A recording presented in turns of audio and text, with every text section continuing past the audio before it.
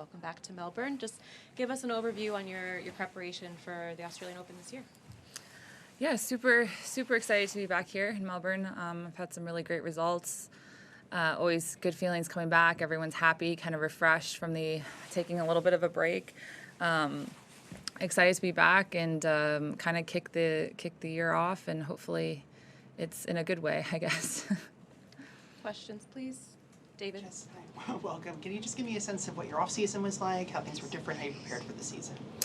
I took a couple weeks off after WTA finals. Kind of just didn't pick up the rackets. Took a little bit of a break and then kind of just got right back into it. Played some exhibitions, which was fun. I always like kind of playing those in a different setting in cool venues is always exciting to me. So that was fun. Spent a lot of time with family in the holidays, Thanksgiving, Christmas, and then here it went by so fast. But was able to get some decent training in. I had a little bit of a few nagging small injuries that was a little frustrating to deal with, but decided to go to Brisbane, get a lot of good practice in, get used to the conditions, and I ended up playing 4 really good matches. So it actually worked out perfect, and I've been in Melbourne here since that kind of ended, and feel pretty good now. The preseason routine, is there a temptation to try to change things up or fine-tune things from the year before, or have you feel like you found a rhythm that you kind of just do every year? I think this year there was definitely some stuff that we really wanted to work on that I think I was already kind of implementing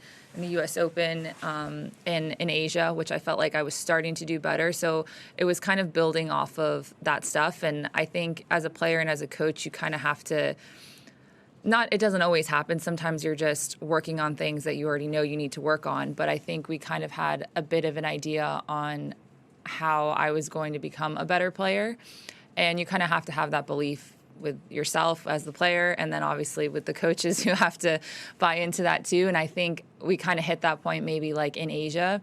And I think that was exciting for me to kind of work on stuff where you're kind of excited to work on it because you're like, oh, actually, this is making me hit this shot better, and this is helping me move better. And that's always exciting. You don't always have those in off season, but I felt like this year I did. So I was a little bit more, I guess, excited for my off season training than maybe previous years. I wanted to ask about your rivalry with Sabalenka, which is, I feel like you guys played a lot last year. Yeah. Some really good matches, a bunch of different places. I'm just curious what you think works for you when things are working in that matchup, what still makes her tough, and obviously she's spent a lot of time at number one now. So but you feel like you've been able to get yourself in matches consistently. So yeah, I think we've had, obviously has beaten me more times, but I think we tend to bring out some really good tennis in each other. I think some matchups like that just happen, and it happens to be for me and Sabalenka is that we tend to have some pretty crazy matches, really high level, I've always thought. And even though it's frustrating sometimes maybe that I'm not getting as many wins as I feel like I could be, she is the best player in the world now for a reason, and she's sustained that for quite a bit now, like you said.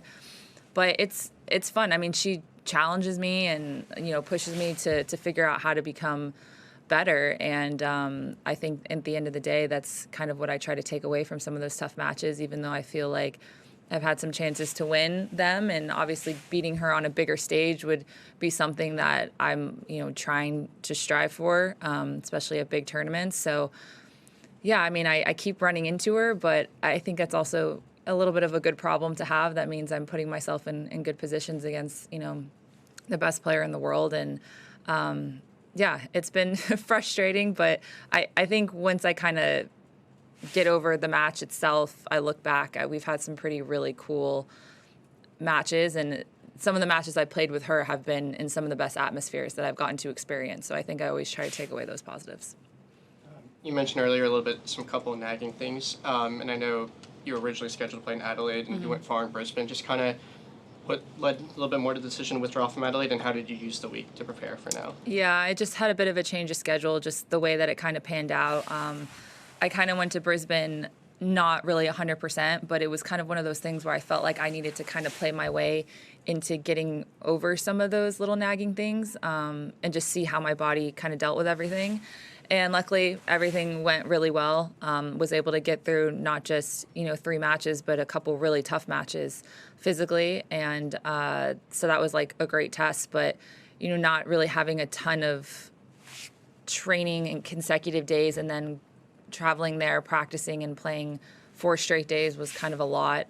And I didn't kind of want to push myself over the edge as far as re-injuring anything that was already kind of there. So I ended up just changing my schedule, not playing Adelaide, which is a great tournament, and I obviously have good memories there, making the finals last time. So that was a bit of a bummer because I do like playing there, but at the same time, I think just giving myself some time to actually recover and make sure nothing else pops up. So that's kind of what I've been doing this week, and been able to get a lot of really good practice in. And yeah, so far so good. So non-tennis. Go ahead. Non-tennis related, big game tomorrow, the Bills or Broncos. Yes. Just how are you feeling about that? Will you be up bright and early? Yeah. What time is it on? Is it on 8:30 8:30? tomorrow. That's not too bad. When I was in Brisbane, I think it was after I lost, right? No. Or when, yeah.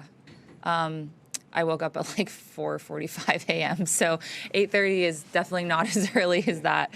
But yeah, I'm excited to watch the game. I mean, I love how it's always on TV here, so it's easy to watch, but nervous, we'll see how it goes. I feel like we're a little banged up, but I think everyone kind of is at this point in the playoffs, so we'll see. But, I think Josh is just incredible. Played unbelievable last game, and I think he's just, if not one of the best players in the league right now. So I think when we have him, always going to give ourselves a good shot. So hopefully we get the win. I've read about one of the other Americans today who feels relatively polar opposite from you in terms of his energy and sort of approach sometimes, who's Frances Tiafoe.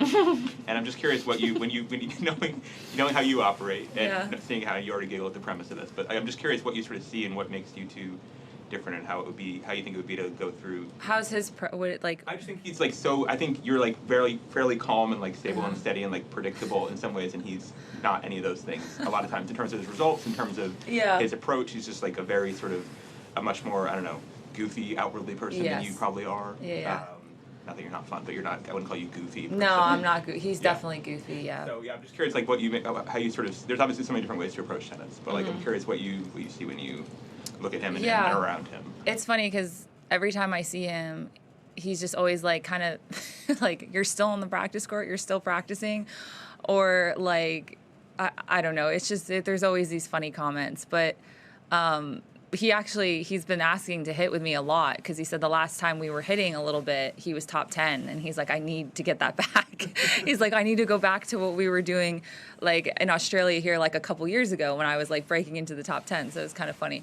But no, I mean, everyone, I think Frances, it's so fun how he approaches the game. I mean, he's able to be creative on court and have fun and be loose. And I think that's something that you can't, Maddie's saying hi, you can't take away from him, because that's what makes him him. And so I wish I could be like that. Like I naturally, it's just not in me to kind of be that way. And I think that's what makes all these athletes so different in how they approach and how they play the game. And, Frances, maybe it's not in him to be a super stable player, but when it comes to a big stage, he's always going to put on a show. And I think there's definitely value in that. And that's how he enjoys playing the game. So, I think sometimes people maybe are like, he's not taking it seriously, or, not doing this or that. But at the end of the day, it's how he wants to play the game. It's how he wants to enjoy it. And I think,